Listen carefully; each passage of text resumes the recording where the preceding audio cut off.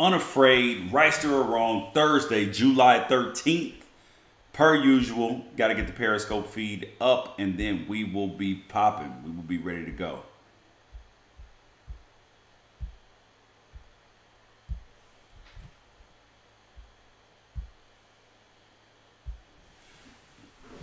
Okay, thank you guys for joining me. We got a couple things on deck today. Guys, please, first of all, share the feed.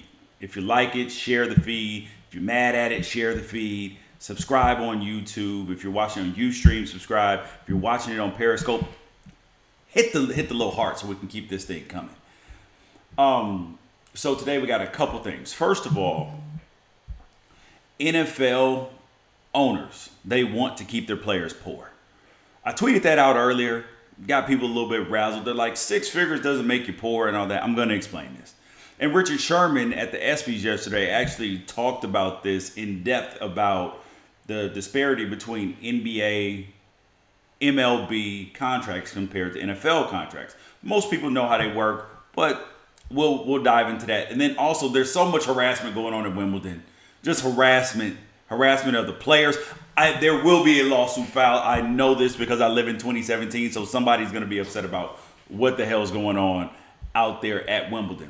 And in another piece of side news real quick, I posted a video on Twitter from last night's ESPYs. Peyton Manning, who's hosting the show, is talking about Kevin Durant. He's talking about the women's national team, the gymnastics team. And he said, oh, Kevin Durant's going to want to join them too because they're great. It was funny. He didn't seem to be having all that great of a time, but you can get a laugh out of it too if you go to the page. If you go to my page, it's on there. So to go back to what I said about the NFL wants the players to be poor. What I mean when I say that is that all this is about power. This is about power. Because the NFL owners, they have managed to convince the players for many, many years that, oh, guaranteed contracts aren't necessary. We're just not doing them. And the players haven't put that in the CBA. They fought for other things, including practice times, not going to 18-game schedule, all of these things, right? So when I say it's about power, there are only, mind you, the majority of NFL players do not make over $1 million a year. There are a number of guys who make stratospheric contracts that you see on TV, but when the average player's career is less than 4 years, then that lets you know how this is all shaping out, how it's all working out. And at the end of every year, right, by the time seasons come around from one season to the next, because NFL players are paid differently than NBA and MLB players. They're paid through 17 weeks of the season. So some teams pay bi-weekly, some teams pay monthly, some teams pay weekly. When I was in Jacksonville, they paid weekly. And for a 22, 23, 24-year-old, who the young guys who are part of that less than 4-year career guys, you get all your money within 17 weeks. It would already be difficult for a 40, 50-year-old man to budget his money correctly over the course of 52 weeks when you get it all in 17 weeks. You're fresh out of college, all that. Let's say you're not one of the big money guys, that you are an undrafted guy or you're a late round guy, which the majority of players are. There's only 32 first rounders per year out of 1,500 guys in the league. So let's say that either you are a player who didn't manage your money properly, or you are a person who did manage your money properly, and you made the $400,000, around $400,000 for a minimum contract for a rookie. What do you have left after taxes? Little more than half of that, depending on what state that you live in. So let's say out of the 400, you're left with 250, 240, 250, somewhere around there. Then guess what you have? You have to pay your agent off your gross. If you have a business manager, I mean, all these other people that you have to take care of, and then you have to take care of your living expenses. How much does it cost you to actually live, own a car, train, pay for your trainers, pay for massage, pay for all these things that you actually have to pay for that are not provided by the team. So let's say that you're a smart player and you were able to save out of that 250. Let's say you were able to save $100,000, $100,000, $60,000, somewhere in there. Or you were a player who weren't able to manage it well and you weren't able to save very much. By the time the next season comes around, are you going to be willing to miss games and miss paychecks? Can you really afford that? And then live off your savings because there's a strike happening, because you're trying to get guaranteed contracts and all that.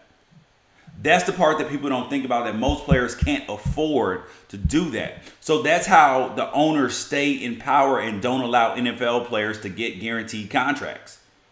Because if players were paid throughout the whole course of the year, then that money managing would be better, and you would be better suited in a position to fend off a strike, fend off a lockout, fend off any of these things to fight for the contracts that you want.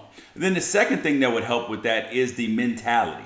The mentality of not only rookies, but the mentality of marquee free agents who are getting these big contracts. There's only one player in the entire NFL that gets paid throughout the entire year, and that's Marcus Peters for the Kansas City Chiefs. There's only one team that doesn't pay throughout just 17 weeks. That's the Tennessee Titans. They pay over, I think, 32 or 33 weeks throughout the year. If marquee free agents change their mentality, because mind you, guys have egos. They say, oh, I want a $100 million contract. I want a $120 million contract. But in reality, in football, when you look at those huge deals, they're really only 3-year deals.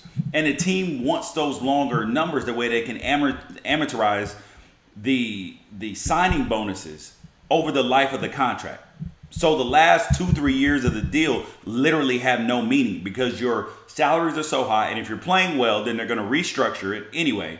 And if you're not playing well, they're going to cut you. If you get hurt, they're going to cut you and not pay you. So why not take a 3-year deal,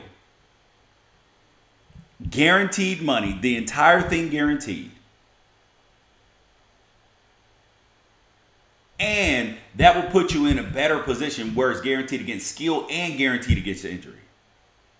So it's the big time free agents that have to push this issue as well. So that's the second thing. Then you have to, in terms of the mentality, you have to look at what NBA players have been doing. The LeBrons, the Kevin Durants, the Russell Westbrooks, all these guys who are using their leverage in their contract negotiations. You see them taking 2-year deals with a player option on the second year, which gives them flexibility. You see them taking 4-year deals with player options. That way they're never underpaid. You see what I'm saying? Because Odell Beckham Jr. is making $1.5 million this year going into his 4th season. The team has an option for him for next year. For his 5th year, he'll be making $8 million. If he had signed a 3-year guaranteed contract, guess how much he'd be making right now? Whatever the market would bear. $15, $20 million. How much is he worth? The market would set that, as opposed to him being dramatically underpaid. He makes more from Nike at $5 million than he's going to make from the New York Giants this season. So the potential highest earning potential that he may have may be cut off due to injury, due to just not good at anything. So players have to change their mentality about that. This is all, and I know that nobody feels sorry for a guy making a couple $100,000 a year. Nobody feels sorry for the guy who is making $1 million a year. Oh, and his labor disputes at work. Oh, just get over it. You're making them in anyway. You have to remember is that with sports, this is not a career. It's a job. It's a temporary deal. I heard on Family Feud the other day, I know I'm quoting Family Feud, but they asked the question, survey 100 people, what is the average age a professional athlete retires? They said 35. That was the #1 answer. What? You know how many athletes retire at 35? Probably like 1% of them. Majority of them are done 26, 25, 27, somewhere in that age. That's where the majority of them are done. And for NBA players, it's probably even younger than that because they get in the league sometimes with all these one and dones. Got to remember that. This is a power play by the owners. They don't want players to have guaranteed contracts and pay them throughout the entire year because it would put them in a position to strike and to do what Richard Sherman was saying. So it's a mentality change. It's a physical change. You have to use your leverage to not only influence what's best for you, but what's best for all the rest of the players in general. Players Association has to get involved, on board with that mentality as well. Thank you guys for joining me on Wrighster or Wrong, Unafraid. Please share the feed, like it, all this. I appreciate it. We will keep this thing going. The next up is Wimbeldon. When I saw this story, it made me laugh because of the story a couple days ago about what went on with Howard, with the law professor and the bikini wax question and the girl saying that they were sexually harassed by the question on the law test. And I mean, and Howard bent to it. It was outrageous. Then there's a story moving around about Wimbeldon. Wimbeldon, if you are a tennis fan, then you kind of know the Wimbledon rules, but you may be a tennis fan and don't know. Have you noticed that everybody wears white at Wimbledon? White hat, white shirt, white shorts, white skirt, white shoes. You know why that is? Because of the rules. It's been like that for 140 years. Yes, 140. So how vigilant is Wimbledon about this uniform policy, this dress code? Well, they made Venus Williams change her sports bra. Yes, they made her change the sports bra. And then there's the boys doubles team. They went around. Hey, hold up, come here. Pop that underwear tag, bro. Let's see what's in them drawers. Yes, they made the boys go change their drawers. You know how serious that is? Somebody got to go. That's like old school Pop Warner or baseball where the coach runs by cup check,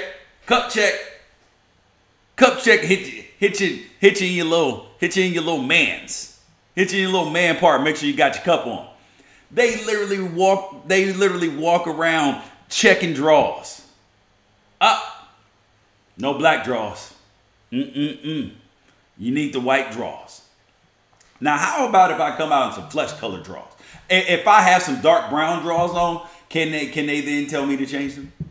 Can they then tell me to change them? Because I would really like to see what happens with that. What happens with that? And I know that because we live in 2017, some tennis player, some disgruntled at the bottom of the rankings just got an exemption this year to get into the tournament. Some person in some point in time soon is going to be suing Wimbledon. Suing against the uniform. Suing against, oh, I was sexually harassed. They made me show my underwear and they made me go change them and it embarrassed me and it made me, and they didn't give me a participation trophy. They didn't give me a participation trophy. That's what this feels like. The Howard story and so many things that go on in life right now. That's what it makes me feel like. I just see a continual pattern of softness. A continued pattern of in your feelings. Just way too much. Just way too much. And last thing we got on deck for today in Wrighster or Wrong, Unafraid. Thank you guys for joining me. Is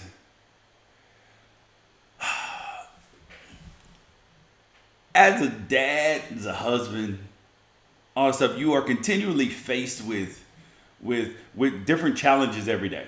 So we're redecorating our house, or decorating, I guess, for the first time. We moved about a year and a half ago. We're finally doing the decorating. Wife got a designer, all this stuff. They do like this e-design thing. And it's funny to me Because yes, I care how my house looks. Yes, I want it to be nice. Yes, I want to feel good and feel at home in my home and have fun and all that. Yes, I want all those things. But the question I'm going to ask is how much do I really, really want to be involved in this design process? Yes, I mean, I want it, but see, there's a difference between how much I want to be involved and how much I have to be involved. I know my wife may see this, so I'm giving away game. So the designer sends emails. They send over a lookbook, send over all this stuff. And I have to sit there and, mind you, she's already put the design together, but we have different options. And my answer usually always is, just what did the designer say? Let's go with her. She's continuously right. All the stuff continues to look well. I don't really care. But at the same time, I have to act like I care. Men around everywhere, I know you guys can relate to this, because now we're picking out pillows and I don't care. I just want it to look good, you know, and I don't really have an eye for this stuff. So I feel like that I don't know whether she's courtesy asking me, even though, you know, she's got her mind the way that she wants it already. So is she courtesy asking me, or is she asking me because, you know, she really wants my input? Or does she want me to want to care?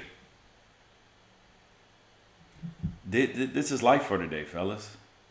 This is life. If you can help me out, I'll take comments, questions, all this on my Twitter, Facebook, wherever it is. Thank you guys for joining me today on Wrighster or Unafraid. Send me emails. The address is on my Twitter feed. Well, it's in my Twitter bio. Yes, and we will see you guys tomorrow. Peace out. Oh, yeah. Like, share, heart, do all that as well. Yeah. Peace.